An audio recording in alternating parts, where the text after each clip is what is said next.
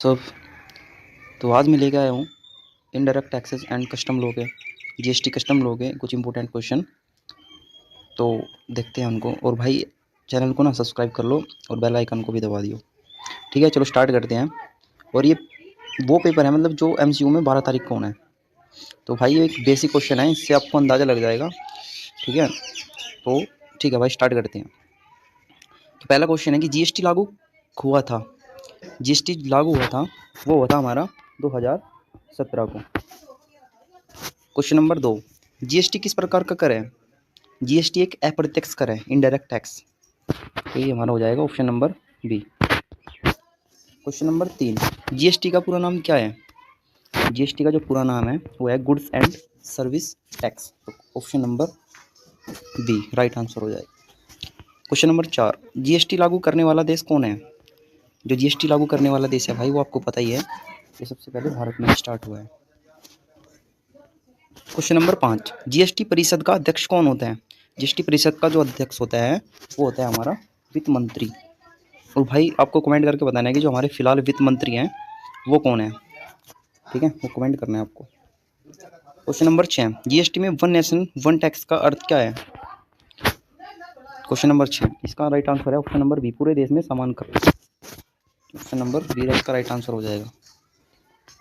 Question number 7, राज्य के अंदर बिक्री पर कौन सा कर लगता है? राज्य के अंदर बिक्री पर लगता है भाई सीजीएसटी और एसजीएसटी, क्योंकि जो हमारी सप्लाई होती है, जो हम खरीदते हैं बेचते हैं, वो अगर एक ही स्टेट में हो रही है तो वहाँ पे सीजीएसटी और एसजीएसटी लगेगा। ठीक है। क्वेश्चन नंबर 8, अंतर्राज्य बिक्री पर कौन सा टैक्स लगता है? अंतर्राज्य पर लगेगा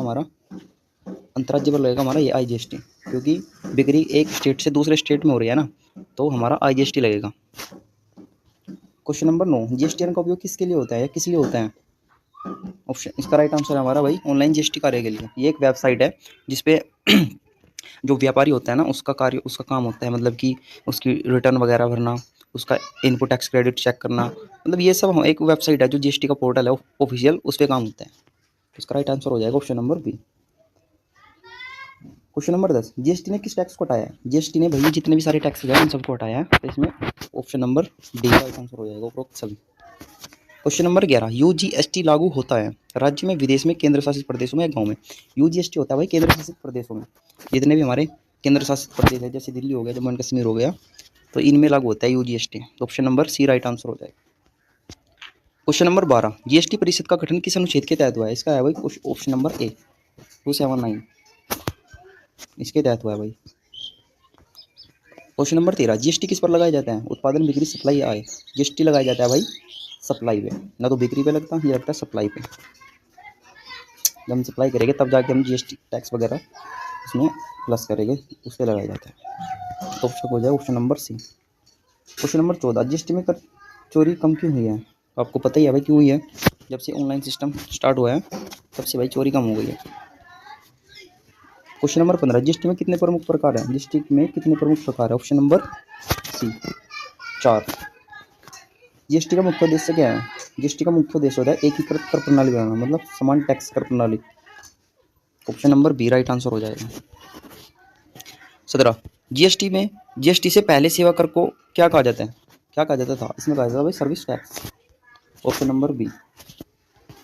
तो भाई चैनल को ना सब्सक्राइब कर दियो और कमेंट में बता दियो कहाँ से वीडियो देख रहे हो। ठीक है, इसका पार्ट 1 है, और जैसे ही आप कमेंट करेंगे पार्ट 2 के लिए तो मैं पार्ट 2 लेके आ जाऊँगा भाई, क्योंकि पेपर हमारा 12 तारीख को है, तो तब तक हम कुछ कम से कम 200 250 या 300, मतलब यहाँ तक कुछ ऐसे इंपॉर्टेंट क्वेश्चन कर लेंगे जो फंस सकते हैं एग्जाम में, या फिर उस लेवल तक हम कर लेंगे कि कुछ क्वेश्चन को हम देख के आराम से कर सकते हैं, क्योंकि ये बेस है भाई, जो हमारा सब्जेक्ट है ये उसका बेस है। क्वेश्चन नंबर 18, जीएसटी परिषद में राज्यों का प्रतिनिधित्व कौन करता है? ऑप्शन नंबर बी राज्य वित्त मंत्री, जो स्टेट का वित्त मंत्री वो करता है। क्वेश्चन नंबर 9, जीएसटी में रजिस्ट्रेशन किस माध्यम से होता है? जीएसटी पोर्टल के माध्यम के, इसके बिना हम रजिस्ट्रेशन नहीं कर सकते। क्वेश्चन नंबर 20, जीएसटी में रिटर्न भरना होता है ऑनलाइन, इसमें आ जाएगा हमारा option number A.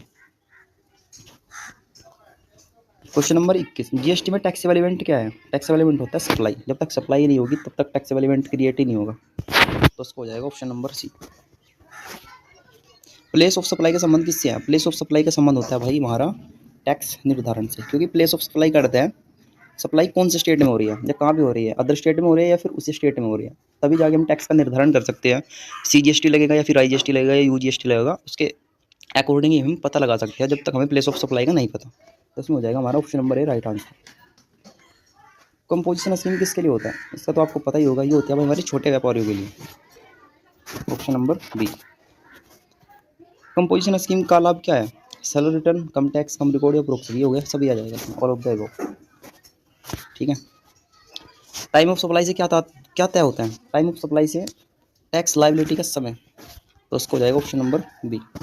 Time of supply से क्या तय होता है? टाइम ऑफ सप्लाई से होता है टैक्स लाइबिलिटी। टैक्स क्योंकि एक हमारा लाइबिलिटी ही होता है, इसको एक समय के अनुसार हमें गवर्नमेंट को पे करना होता है। क्वेश्चन नंबर 26, जीएसटी में वैल्यूएशन किस आधार पर होता है? जीएसटी में वैल्यूएशन होता है जो होता है वो ट्रांजैक्शन वैल्यू के अकॉर्डिंग होता है, वैल्यू के आधार पर होता है, तो उसका option number B right answer हो जाए।